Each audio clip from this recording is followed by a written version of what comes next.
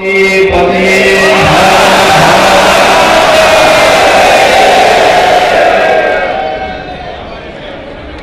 के इस विराट संत सम्मेलन में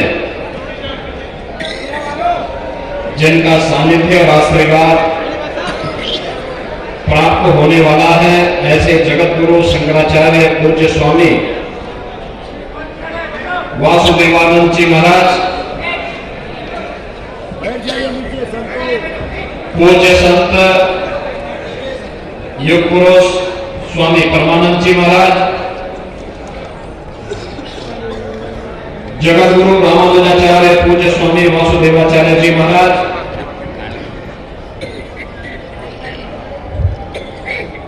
पूज्य जी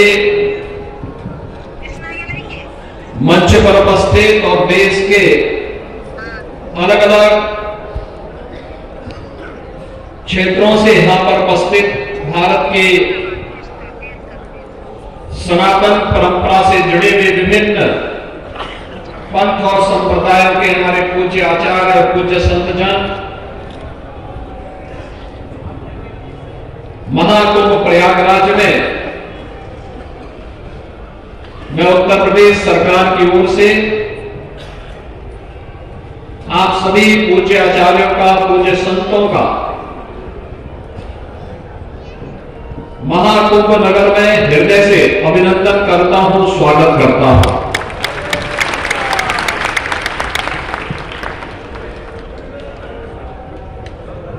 भारत की सनातन धर्म की परंपरा का एक दिव्य और भव्य रूप महाकुंभ नगर से पूरी दुनिया देख रही है।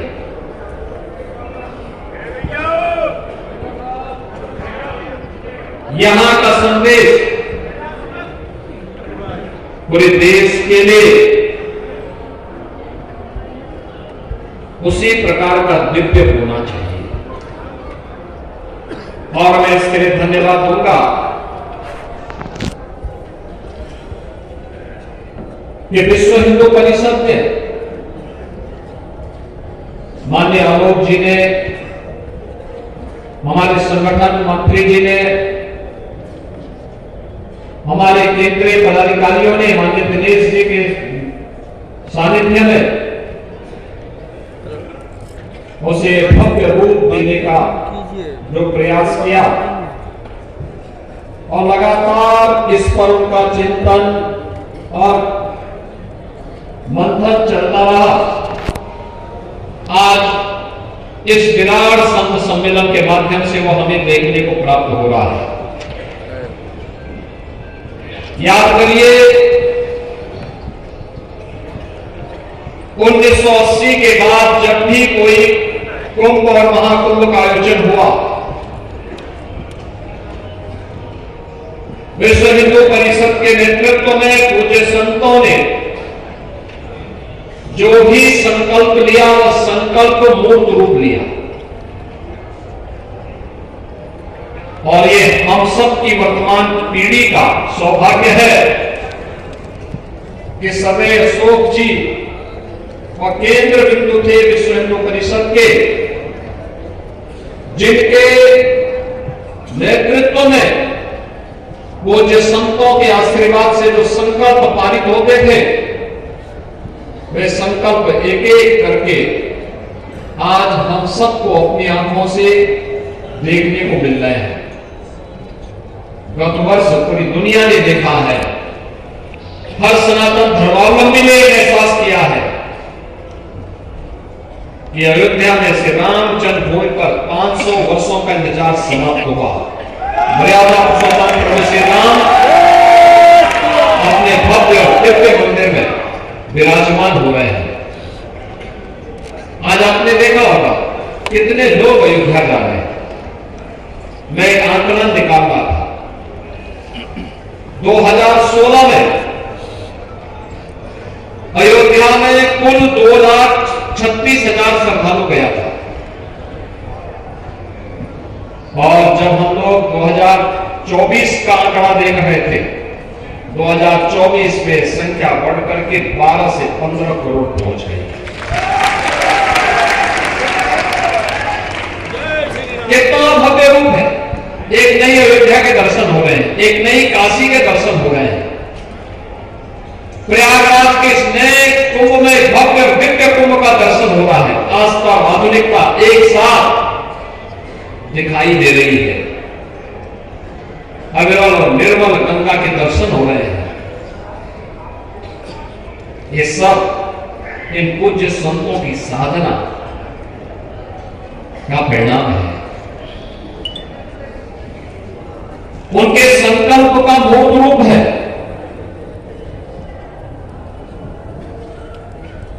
और उसे मूर्त रूप देने के लिए ही हमारी ऋषि परंपरा में इस प्रकार के आयोजन, इस समागम हो कुंभ के देश के 4 स्थानों पर,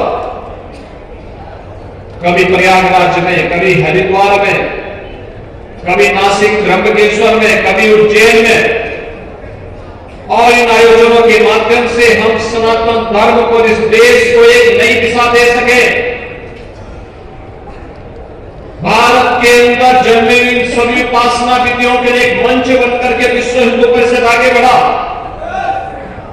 चाहे सनातन धर्म की परंपरा से, वैदिक परंपरा से जुड़े हुए संतों की परंपरा हो, या फिर बौद्ध परंपरा से जुड़े हुए हमारे भक्ते और उनसे जुड़े हुए पूज्य संत हो, जैनी परंपरा से जुड़े हो या फिर सिद्ध परंपरा से, उन सबको एक मंच मिल रहा है। वाल्मीकि समुदाय से जुड़े हुए हो या फिर रैदासी परंपरा से जुड़े हुए संत हो या फिर कबीर पंथ की परंपरा से जुड़े हुए, उनका एक मंच बना विश्व हिंदू परिषद। और उस मंच के माध्यम से जब एक साथ हुंकार आगे बढ़ी तो देखते ही देखते 500 वर्षों का इंतजार समाप्त हुआ। अयोध्या में श्री राम जन्मभूमि का भगवान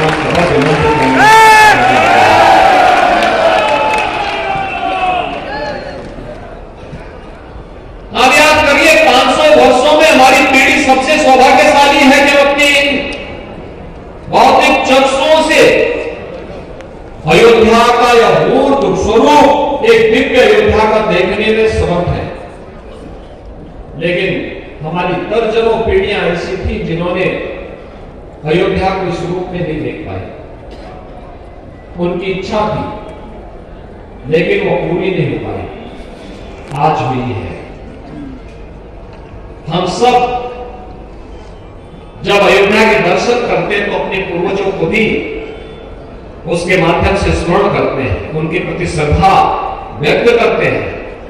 प्रभु राम के श्री चरणों में जब हम लोग नमन करते हैं, केवल अपनी ओर से नहीं करते, अपनी पूरी परंपरा की ओर से करते हैं।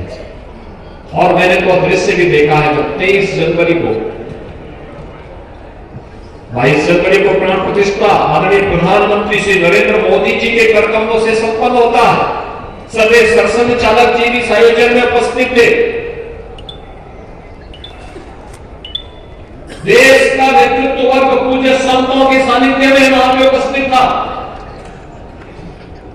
लेकिन 23 जनवरी से जब श्रद्धालुओं के लिए मंदिर दर्शन के लिए खुला, भीड़ बहुत हो गई थी, अपेक्षा से ज्यादा भीड़ थी। और मुझे वहां व्यवस्था के लिए आना पड़ा था, तब मैं देख रहा था क्या अभिभूत थे लोग। कोई राम मंदिर का पिलर पकड़ करके, कोई जमीन पे लुढ़क करके आंखों से आंसू बहाता हुआ अपने पूर्वजों का स्मरण करना था। यही दिन देखने के लिए तो हमने जीवन जिया था, हमारे पूर्वजों ने जीवन जिया था, आगे बढ़ा था, हमें एक प्रेरणा देकर के चले गए। आज हमें दृश्य देख रहे हैं। बहनों और भाइयों, यह दृश्य पूर्वजों के संकल्प से साकार होता है। लेकिन याद रखना, संकल्प को साकार करने के लिए धैर्य भी चाहिए, उस प्रकार का सत्संकल्प भी चाहिए। उतावलापन से सब सिद्धि नहीं होती है। सिद्धि के लिए हमें धैर्य आवश्यक है। सनातन धर्म एक विराट वट वृक्ष है। सनातन धर्म की तुलना किसी झाड़ी से नहीं हो सकती है। याद रखना,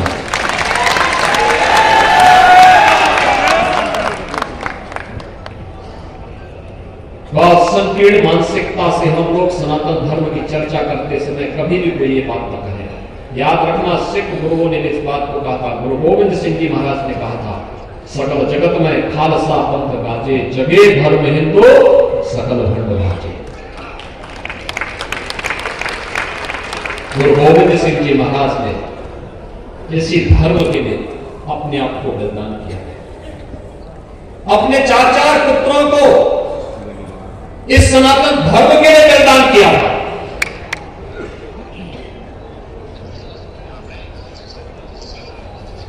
बाबा अजीत सिंह, बाबा जुदार सिंह, बाबा जोरावर सिंह और बाबा फतेह सिंह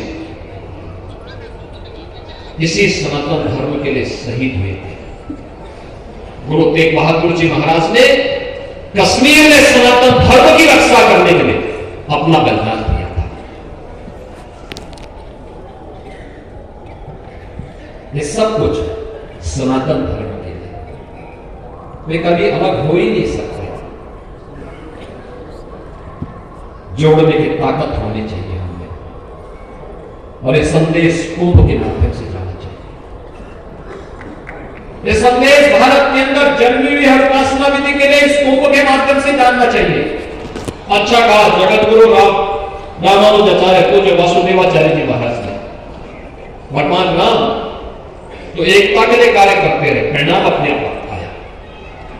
एकता का कार्य उन्होंने निषाद राज को भी इसी प्रयागराज में गले से लगाया। उन्होंने जंगलों में जाकर के, दंडकारण्य में जाकर के ऋषि मुनियों को भय प्रदान किया। वहां के कोर को उन्होंने, भील को, वहां के वनवासी जातियों को अपने साथ जोड़ा था। और उसी दंडकारण्य के बाद जब वे आगे बढ़ते हैं तो सबरी को भी उन्होंने अपना सानिध्य प्रदान किया था। यह है सनातन धर्म की परंपरा। और कुंभ का संदेश वही होना चाहिए, एकता का संदेश जाना चाहिए पूरे देश के अंदर। याद रखना, लाखों की संख्या में पूज्य संतजन इस समय इस महाकुंभ नगर में है, लाखों की संख्या में, और हर एक मुंह से संदेश एकता का होना चाहिए। सनातन धर्म की एकता के माध्यम से एक ही संदेश होना चाहिए कि महाकुंभ का एक ही संदेश, एकता से अखंड रहेगा ये देश।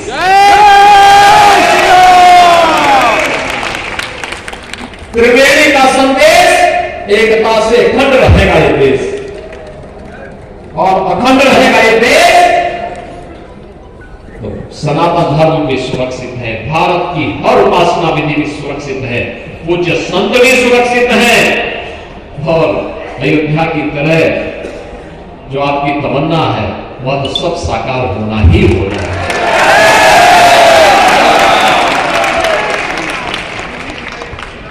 याद रखना, ये सदी भारत की सदी है,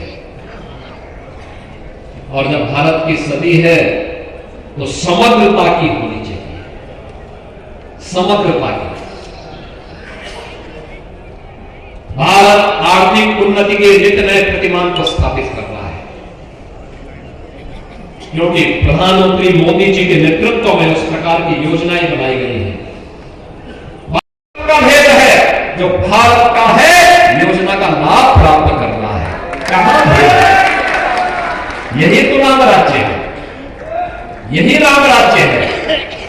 लेकिन आध्यात्मिक और सांस्कृतिक रूप से समृद्ध करने का दायित्व तो आप सब पूज्य संतों के हाथों में है। आप जो दिशा तय करेंगे, देश उसी दिशा में जाएगा, संस्कार उसी प्रकार से बनेंगे, और यह दायित्व तो आपको भी लेना होगा। अगर देश का नेतृत्व ले रहा है तो आपको भी लेना है, और कुंभ से संदेश लाना है। ये जो सारी व्यवस्था हुई आप ही के सबके सानिध्य में हुई है, और आप ही के लिए हुई है। कुंभ तो आपके लिए है, आपके सानिध्य में करो। आज के दिन पे, यानी 13 जनवरी से अब तक, कल तक 10 दिन में 10 करोड़ लोगों ने स्नान किया है। आज 2 करोड़ श्रद्धालु प्रयागराज में महाकुंभ नगर में है। दुनिया के अंदर कहीं इस प्रकार का आयोजन नहीं हो रहा, कहीं नहीं हो रहा है, कहीं नहीं हो सकता। ये सामर्थ्य केवल आपके पास है, आप कर सकते हैं। और अगले 35 दिनों के अंदर यानी 45 दिनों के इस महाकुंभ आयोजन में 45 करोड़ से अधिक श्रद्धालु आने वाले हैं। 45 करोड़ से अधिक श्रद्धालुओं का मतलब दुनिया की तीसरी बड़ी आबादी, तीसरी बड़ी आबादी। कितनी बड़ी ताकत किसी के पास नहीं है, ये केवल भारत कर सकता है। सनातन धर्म के आयोजन, इस प्रकार के आयोजन लगातार 45 दिनों तक एक सिलसिला, और मां गंगा, यमुना, सरस्वती का, त्रिवेणी का इस महासंगम, इस महासमागम को अपने साथ समाहित कर सकने की सामर्थ्य रखा है। आप एक बात ध्यान दीजिए, भारत समृद्धि की नई ऊंचाई को प्राप्त कर देगा। आप बांटने वाली ताकतों से सावधान रहिए। भारत अपनी समृद्धि को और अपना स्थान पुनः विश्व के अंदर बना लेगा, कोई समस्या नहीं उसमें, लेकिन एक प्रयास हमारे स्तर पर भी होना चाहिए। और इसलिए मैं आप सबसे विनम्र अपील करूंगा, कुंभ का संदेश एकता का संदेश होना चाहिए। कुंभ का संदेश ऐसा संदेश होना चाहिए कि हम जाति के नाम पर नहीं बटेंगे, क्षेत्र और भाषा के नाम पर नहीं बटेंगे, किसी अन्य वाद के आधार पर नहीं बटेंगे। हम सनातन धर्म के अंदर भले ही हमारे हर उपासना विधि अलग अलग होगी, पंथ मत और संप्रदाय अलग अलग होंगे, लेकिन सबका लक्ष्य सनातन धर्म के मूल्यों की रक्षा करते हुए भारत की मजबूती होनी चाहिए। भारत एक भारत और श्रेष्ठ भारत का होना चाहिए। और जिस दिन आप सब मिलकर के पूज्य संत जन इसके लिए हमेशा प्रयास किए, विपरीत परिस्थितियों में कार्य किए, गुलामी के कालखंडों में जूझते हुए कार्य किए, आज भी संभव है, आज भी संभव है। और याद रखना, सनातन धर्म सुरक्षित है तो हमारे मठ, मंदिर, मत और संप्रदाय भी सुरक्षित है। अगर भारत ही सुरक्षित नहीं तो सनातन धर्म भी सुरक्षित नहीं, कोई मत, मजहब, संप्रदाय सुरक्षित नहीं। और इसलिए सबका ध्येय एक ही होना चाहिए, सनातन धर्म पे, उसके लिए हम कार्य करें। और अपील मेरी होगी, सनातन धर्म को किसी संकीर्ण दायरे में कैद मत होने दीजिए, मत होने दीजिए। उसके तुलना छोटे छोटे उन बोर्ड और उससे मत करिए। तो बहुत विराट स्वरूप है जिस सनातन धर्म का, बहुत विराट स्वरूप है। उस विराटता को बनाए रखिए, उसी में आपकी भव्यता है, उसी में दिव्यता है, उसी में आपका सम्मान भी है और भारत का स्वाभिमान भी है।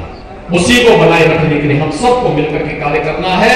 और मुझे अच्छा लगा जब मैं यहां पर आया, मुझे सर्वे अशोक सिंघल जी का स्मरण फिर से याद हुआ है। कुंभ का आयोजन प्रयागराज में हो, हरिद्वार में हो, नासिक त्र्यंबकेश्वर में हो, उज्जैन में हो, संतों को एकजुट करने के लिए वे प्राण प्राण से मरते थे। सामान्य दिनों में भी एक ही चिंता करते थे, वे कोई भेद नहीं करते थे।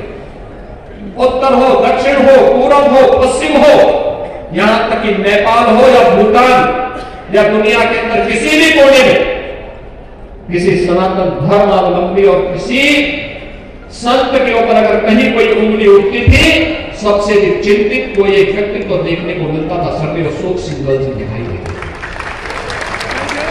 आज भौतिक रूप से हमारे बीच में नहीं है, लेकिन इस अवसर पर महाकुंभ के इस नगर में मैं उनके प्रति उनकी स्मृतियों को नमन करता हूं, उन्हें विनम्र श्रद्धांजलि अर्पित करता हूं। आज उनकी आत्मा प्रफुल्लित हो रही होगी आपको देख करके।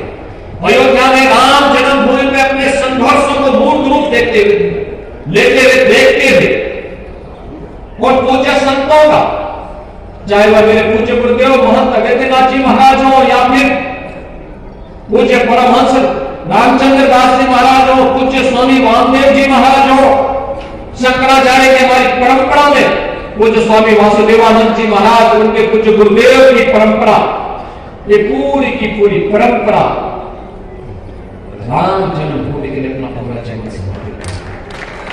और आज उसकी सफलता हमारे सामने है। मंत्र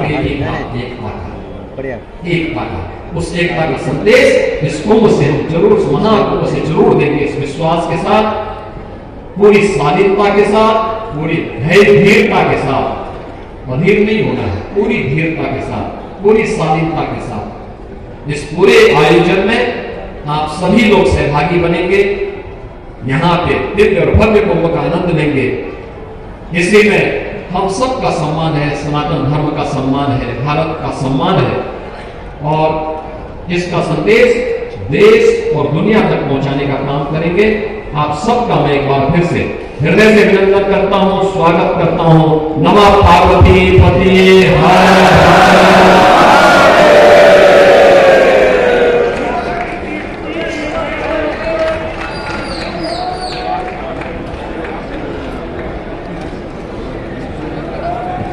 धन्यवाद पूज्य योगी जी।